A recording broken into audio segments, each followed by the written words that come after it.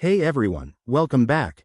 If you're diving into the world of crypto in 2025, transferring assets like USDT between platforms is a must-know skill.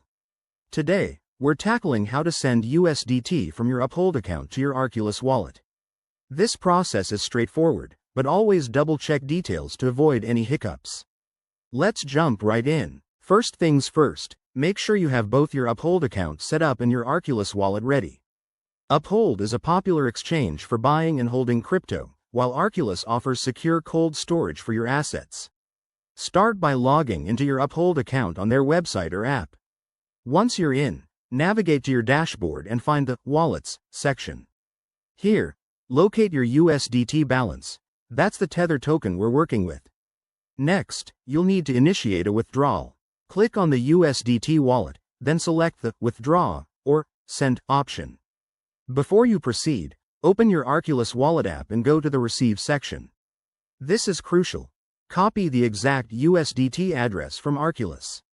Remember, USDT can be on different networks like Tron or Ethereum, so ensure it matches what Uphold supports to prevent failed transactions.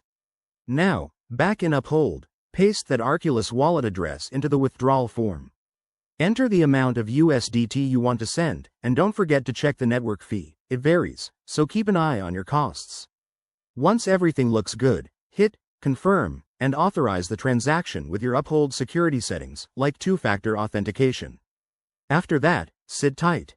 Transfers usually take a few minutes to an hour, depending on network congestion.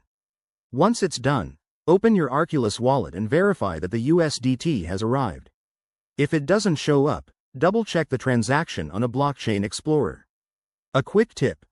Always start with a small test amount to ensure everything works smoothly, especially if you're new to this.